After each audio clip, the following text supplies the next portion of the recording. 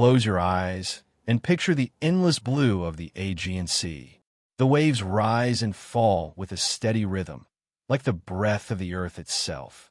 Seagulls cry above the sails of wooden ships, and far on the horizon, a city rises from the sands, its tall walls glowing golden in the light of the setting sun. This is Troy, a city destined to be remembered for both its beauty and its destruction. Tonight, we step into the legend of the Trojan War, a story of gods, kings, heroes, and fate. The roots of this tale begin not in battle, but in love, or perhaps in jealousy. High upon Mount Olympus, the gods quarreled as humans often do. It was at a wedding feast of the mortal king Peleus and the sea goddess Thetis, where all the gods gathered to celebrate. All except one, Eris, the goddess of discord.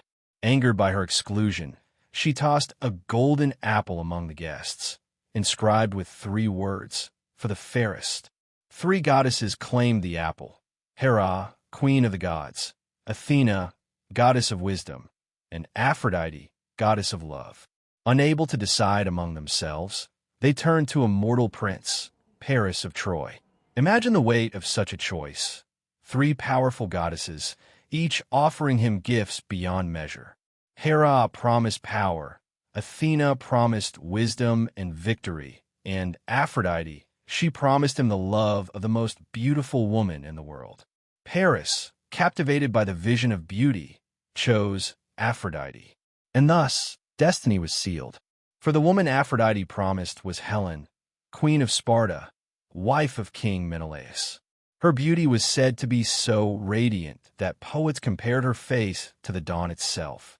And when Paris stole her away to Troy, love or not, it was an act that would set the world aflame.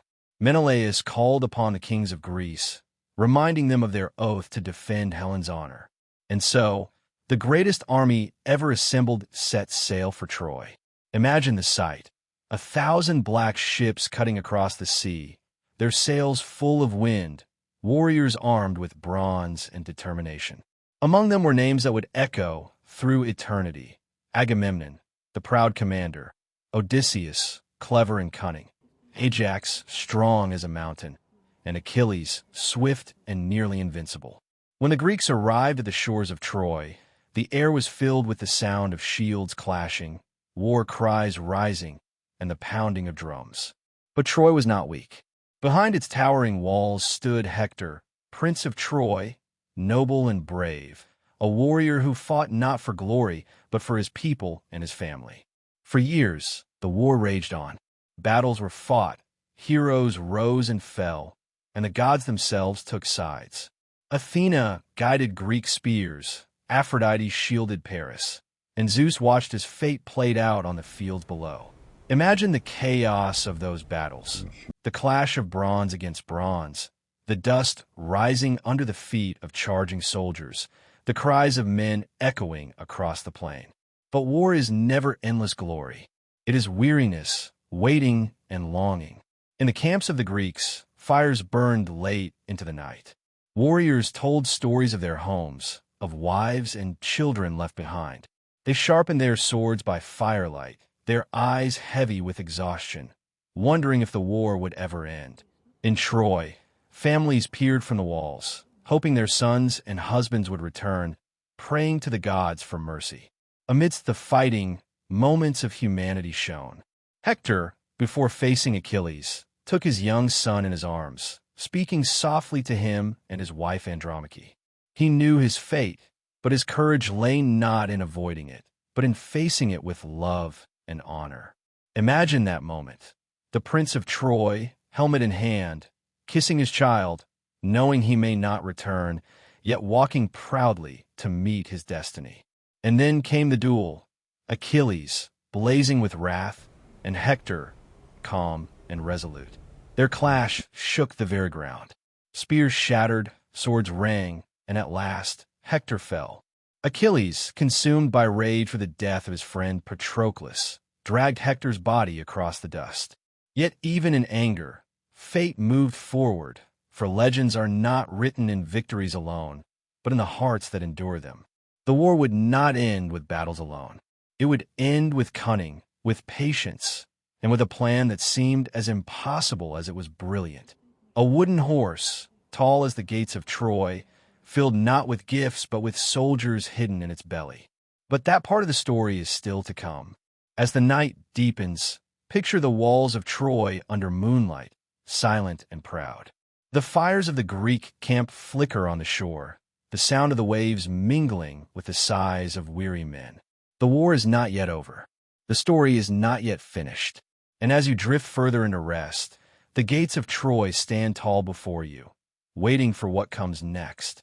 The night is long, and the stars above Troy shine cold and distant. The fires of the Greek encampment flicker like 1,000 restless eyes watching the city from afar. For nearly 10 years, the war has dragged on. 10 years of sorrow, of victories that feel hollow, of losses that scar both Greeks and Trojans alike.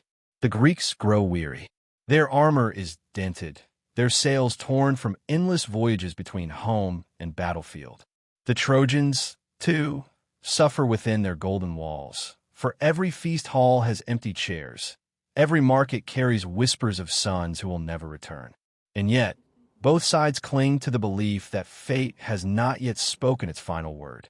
But fate has a way of disguising itself in unexpected forms. Not in the clash of swords or the roar of war cries, but in silence, in cunning, in an idea whispered under the cover of darkness. It was Odysseus, the king of Ithaca, clever and ever resourceful, who conceived the plan. A horse, vast, wooden, and hollow. A gift, or so it would seem. Imagine its construction. Timbers hauled from the forests, beams bound together with iron nails, its frame towering higher than any man. Carpenters worked by moonlight, hiding their creation from Trojan eyes. When it was finished, the Greeks pretended to abandon their camp. They burned their tents, doused their fires, and sailed their ships just beyond the horizon. To the Trojans, it appeared as though the long and bitter war was finally over. At dawn, the people of Troy gathered before their gates, astonished by the sight left behind. The beach was empty, silent, except for the great horse that stood upon the sands. Its surface gleamed in the morning light, its eyes carved with care, its body immense and mysterious. The Trojans marveled, questioned, and feared. Voices rose among them. Some saw it as a gift to the gods, an offering of surrender. Others, like the priest Laocoon, warned of treachery. "Beware of Greeks bearing gifts," he cried, hurling his spear into the horse's flank. The wood shuddered, and a hollow sound echoed through its belly. Yet the gods, always meddling, silenced his warning. Two great serpents rose from the sea, coiling around Laocoon and his sons, dragging them into the depths. To the Trojans, it seemed a sign from the heavens. The horse was sacred, untouchable. And so, against caution, against fear, the gates of Troy were opened. With ropes and wheels, the people dragged the horse through their streets, marveling at its craftsmanship, believing victory had finally been granted by the gods themselves. They placed it within their walls, and as night fell, the city erupted in celebration. Music filled the air. Flutes and lyres played as dancers twirled in the squares. The scent of roasted meat and spiced wine drifted through the streets. After 10 years of fear and waiting, the Trojans rejoiced as though life itself had been restored. Fathers embraced their children, mothers wept with relief, lovers clung to one another in hope of brighter days. The city glowed with torches and laughter, unaware that death already slept within their walls.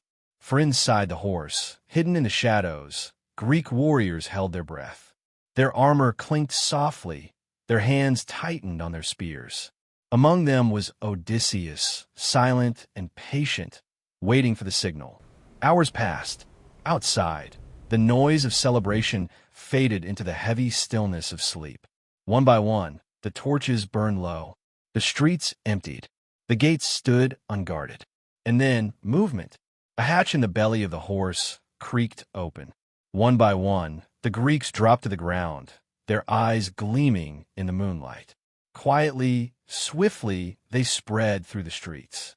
They cut down the guards, threw open the gates, and lit fires that rose like beacons into the night sky.